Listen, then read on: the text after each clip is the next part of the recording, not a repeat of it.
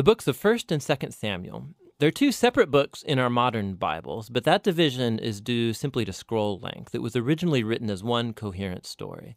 We're just going to cover the book of 1 Samuel in this video. So after Israel was rescued from slavery in Egypt, they made a covenant with God at Mount Sinai and eventually came into the Promised Land. And there, Israel was supposed to be faithful to God and obey the covenant commands. Before the book of Samuel, Judges showed how Israel failed at that task big time. It was a period of moral chaos, and it showed Israel's need for wise, faithful leaders. The book of Samuel provides an answer to that need. The book of Samuel's story focuses on three main characters: the prophet Samuel, where the book gets its name, and then King Saul, and after that, King David. And all three of them transitioned Israel from a group of tribes ruled by judges into a unified kingdom ruled by King David in Jerusalem. And the book of Samuel has a fascinating design that weaves the story of these three characters together in four main parts. Samuel, he's the key leader and prophet in the first section of the book, but then he also plays a key role in the next section, which is Saul's story, and it's told in two movements: Saul's rise to power and then his failures. And the second part is about his downfall and his tragic death. And then the drama of Saul's demise is matched by David's exciting rise to power.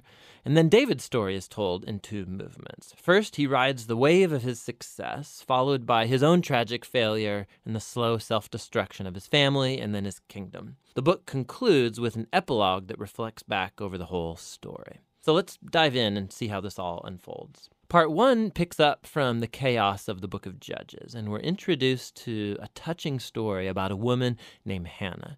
And she's grieved because she has never been able to have children. And by God's grace, she finally has a son named Samuel. And in joy, she sings this amazing poem in chapter 2. And the poem is all about how God opposes the proud and exalts the humble, about how despite tragedies and human evil, God is working out his purposes in history. And also it's about how God will one day raise up an anointed king for his people.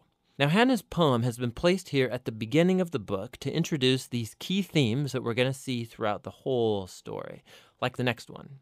Samuel grows up and becomes a great prophet and leader for the people of Israel, at the same time that the Philistines rise to power as Israel's arch nemesis.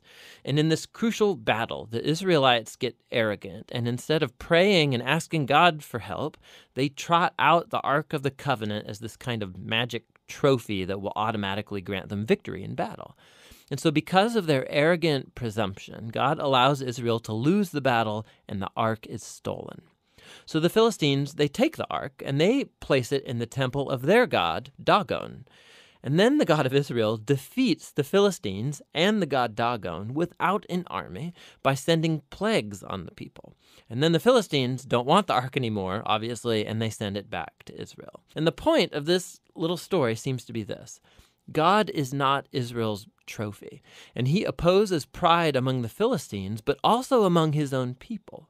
And so Israel needs to remain humble and obedient if they want to experience God's covenant blessing, which opens up into the next large section. The Israelites come to Samuel and they say, "Hey, we want a king like all the other nations have. Go find one for us." And so Samuel, he's kind of ticked off and he goes to consult with God. And God says, yes, their motives are all wrong, but if a king is what they want, give them one. And so we're introduced to the figure of Saul. Now, Saul is a tragic figure because he begins full of promise. He's tall, he's good-looking, he's a perfect candidate for a king. But he has deep character flaws. He's dishonest, he lacks integrity, and he seems incapable of acknowledging his own mistakes. And so these flaws become his downfall. He wins some battles at the beginning, but his flaws run so deep, he eventually disqualifies himself by blatantly disobeying God's commands. And so the aging Samuel confronts Saul and Israel.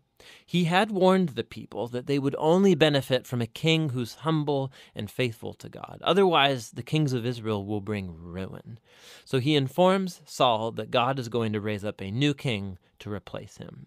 And so Saul's downfall begins, as God at the same time is working behind the scenes to raise up that new king.